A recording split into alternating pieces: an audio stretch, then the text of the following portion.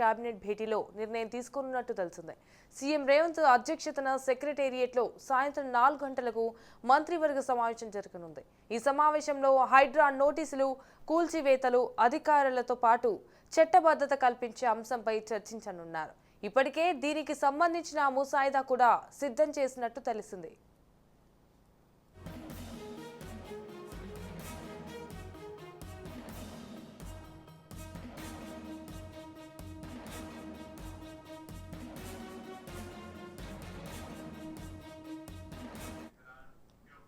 అయితే హైడ్రాకు ప్రత్యేకంగా ఆర్డినెన్స్ ఇవ్వాల్సిన అవసరం లేదని ప్రభుత్వానికి న్యాయశాఖ నివేదించింది.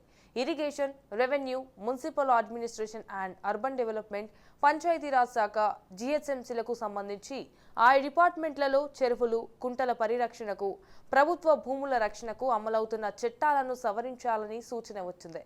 ఆయా చట్టాలలో ప్రత్యేకంగా ఒక అధికారికి బాధ్యత అప్పగించేలా సవరణ చేసి వారిని హైడ్రాకు డిప్యూటేషన్ చేయనున్నట్లు తెలిసింది.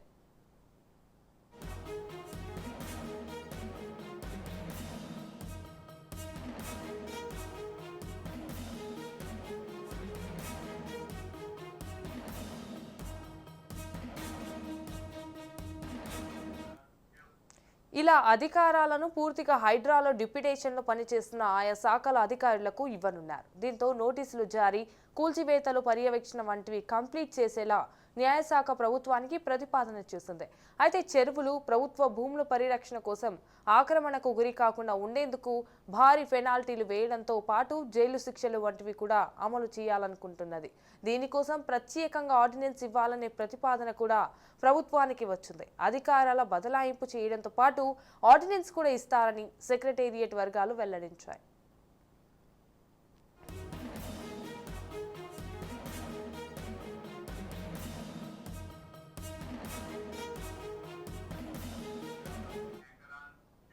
ఇక తెలుగు యూనివర్సిటీకి సురవరం ప్రతాప్ రెడ్డి పేరు, మహిళా యూనివర్సిటీకి చాగలి ఐలమ్మ పేరు పెడుతూ మంత్రివర్గ సమావేశంలో ఆమోదం తీసుకోనున్నారు. తెలంగాణ తల్లి విగ్రహ నమూనాపై చర్చించనున్నారు. ఇందుకోసం ఒక కమిటీ వేయాలని అనుకుంటున్నారు. అక్టోబర్ 2వ తేదీ నుంచి రేషన్ కార్డులు ఇవ్వాలని నిర్ణయించారు. మరి దీంతో రేషన్ కార్డులు, హెల్త్ ప్రొఫైల్ కార్డుల పంపిణీ విధి విధానాలపై చర్చించనున్నారు. 2 లక్షల రుణాల మాఫీపై ప్రతిపక్షాలు చేసిన ఆరోపణలు సరికాదని, మాఫీ చేసిన మొత్తంపై మంత్రివర్గ సమావేశంలో చర్చించనున్నారు.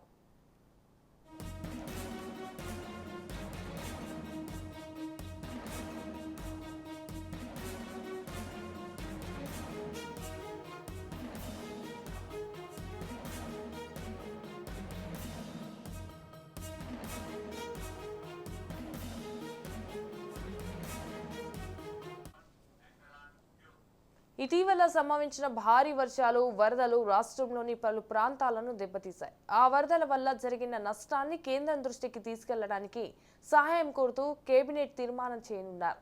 కొత్తగా మరో 200 గ్రామ పంచాయతీల ఏర్పాటుకు కేబినెట్లో ఆమోదం తీసుకోనున్నారు.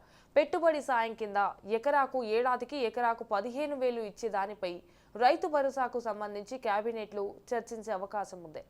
ఎస్ఎల్బీసీ అంచనాలు దాదాపు 4,300 కోట్లకు పెంచడంపై కూడా మంత్రివర్గ ఆమోదం తీసుకోనున్నట్టు తెలిసింది.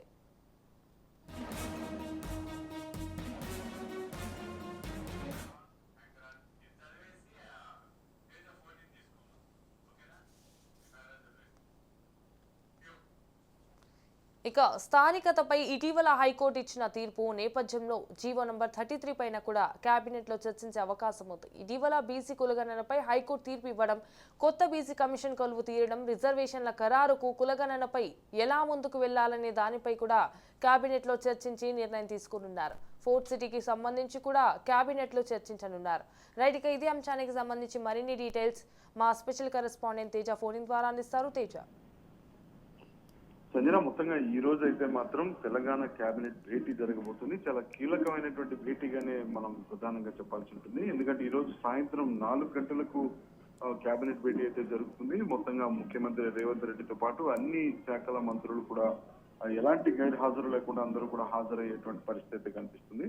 సో మొత్తంగా అయితే ప్రధాన అంశాలుగా చూస్తే అంటే హైడ్రాకు ఇప్పటికే హైడ్రా పైన చాలా వరకు సందిగ్ధం నెలకొన్నటువంటి పరిస్థితులే కనిపిస్తున్నాయి. అదేవిధంగా హైడ్రాకు అసలు చట్టబద్ధత ఉందా లేదా అనేటువంటి ఇలాంటి చర్చ జరుగుతున్నటువంటి నేపథ్యంలో వీటికి పూర్తిగా చెక్ పెట్టే విధంగా కూడా హైడ్రాకు చట్టబద్ధత కల్పిస్తూ ఉండే విధంగా కూడా నిర్ణయం తీసుకోబోతున్నట్టు కేబినెట్ చర్చించి నిర్ణయం తీసుకొని ఆ తీర్మానానికి ఆమోద ముద్ర వేయనున్నట్లుగా కూడా తెలుస్తున్నట్లుగానే చెప్పాలి. ఇంకా ప్రత్యేకించి హైడ్రాకు సంబంధించి ఆర్డినెన్స్ కూడా తీసుకొచ్చేటువంటి అవకాశం కూడా కనిపిస్తున్నట్లుగానే ఉంది. ఇంకా ప్రత్యేకించి హైడ్రాకు ఇతర శాఖల నుంచి కూడా కొంతమంది అధికారులను డిప్యుటేషన్ లో పంపించాలి అనేటువంటి అంశం పైన కూడా కొంత కసరత్తు జరుగుతున్నట్లుగా కూడా తెలుస్తుంది.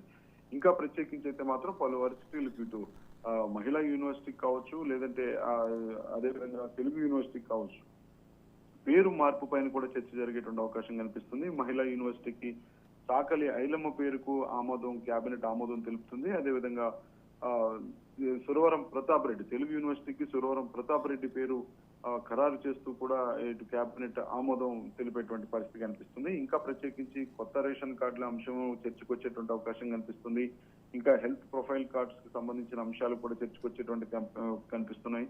ఇంకా ప్రత్యేకించి 200 వరకు కూడా గ్రామ పంచాయతీలు, నూతనంగా గ్రామ పంచాయతీల ఏర్పాటుపై కూడా ఇటు కేబినెట్ ఆమోదం తెలిపేటువంటి పరిస్థితి కనిపిస్తుంది. ఇంకా ప్రత్యేకించి ఎస్ఎల్బిసి అంచనాలు 4,300 కోట్ల వరకు పెంచడం పైన కూడా కీలకమైనటువంటి చర్చ జరిగేటువంటి అవకాశం కనిపిస్తుంది. ఈ చర్చకు అంటే ఈ అంచనాల పెంపుకు సంబంధించి కూడా కేబినెట్ ఆమోదం తెలిపేటువంటి అవకాశం ఉన్నట్లుగా కూడా తెలుస్తుంది. ఇంకా చూస్తే మాత్రం అంటే కొత్తగా బీసీ కమిషన్ కూడా కొలువుదీరినటువంటి నేపథ్యంలో రిజర్వేషన్ల ప్రక్రియ, అదేవిధంగా ఇప్పటికే హైకోర్టు కూడా 3 నెలల్లో ఈ కుల గణన, బీసీ గణన అనేటువంటిది ప్రక్రియ పూర్తి చేయాలి అనేటువంటి ఒక సూచన ఆదేశించి ఇటు రాష్ట్ర ప్రభుత్వాన్ని ఆదేశించినటువంటి నేపథ్యంలో ఈ రోజు కేబినెట్ భేటీ అయితే జరగబోతున్నటువంటి ఈ కేబినెట్ భేటీలో మాత్రం ఈ కులగణన పైన కూడా పూర్తి స్థాయిలో చర్చించేటువంటి అవకాశం కనిపిస్తుంది. ఇంకా ప్రత్యేకించి fourth city, the future city అన్నట్లుగా కూడా చెప్తున్నటువంటి రేవంత్ రెడ్డి పదే ప్రస్తావిస్తూ వస్తున్నటువంటి ఫోర్త్ సిటీకి సంబంధించినటువంటి అంశాలు కూడా కేబినెట్ లో చర్చించేటువంటి అవకాశం కనిపిస్తుంది. సో మొత్తంగా అయితే మాత్రం ఈ రోజు కేబినెట్ లో చాలా కీలకమైనటువంటి అంశాలు సుదీర్ఘంగానే చర్చించబోతున్నారు. వీటికి సంబంధించి చర్చించడమే కాకుండా వీటికి పూర్తిగా ఆమోద ముద్ర వేయబోతున్నారు అన్నట్లుగా మనం చెప్పాలి. ఎస్ తేజ, మరి కేబినెట్ లో సీఎం రేవంత్ రెడ్డి ఎలాంటి నిర్ణయాలు తీసుకోబోతున్నారు? అయితే రేవంత్ రెడ్డి అయితే మాత్రం చాలా గట్టి పట్టుదలతో ఉన్నారు. ఎందుకంటే ఫోర్త్ సిటీ పైన చాలా పూర్తిగా దృష్టి పెట్టినట్లుగానే తెలుస్తుంది. ఇప్పటికే ఈ ఫోర్త్ సిటీ అనేటువంటిది అంటే ఫ్యూచర్ సిటీగా చెప్పబడి ఇప్పటికే సికింద్రాబాద్, హైదరాబాద్, సైబరాబాద్ ఉన్నటువంటి నేపథ్యంలో ఫ్యూచర్ సిటీని కూడా త్వరితగతిన పూర్తి చేయాలి. ఆ విధంగా ఇప్పటికే పెట్టుబడులను కూడా ఆకర్షించేటువంటి ప్రయత్నం చేయడంతో పాటు దాంట్లో కొంతవరకు 80 కోట్ల మేర వరకు కూడా పెట్టుబడులను విదేశాల నుంచి కూడా పెట్టుబడులు రాబట్టడంలో సఫలీకృతమయ్యారనేటువంటి వ్యాఖ్యలు వినిపిస్తున్నటువంటి పరిస్థితి. మొత్తంగా ఈ ఫ్యూచర్ సిటీకి సంబంధించి అయితే మాత్రం చాలా సుదీర్ఘంగా చర్చ జరిగేటువంటి అవకాశం కనిపిస్తుంది. ఇంకా ప్రత్యేకించి వరద బాధితులు అంటే తీవ్రంగా నిరాశ్రయులైనటువంటి పరిస్థితి ఉంది.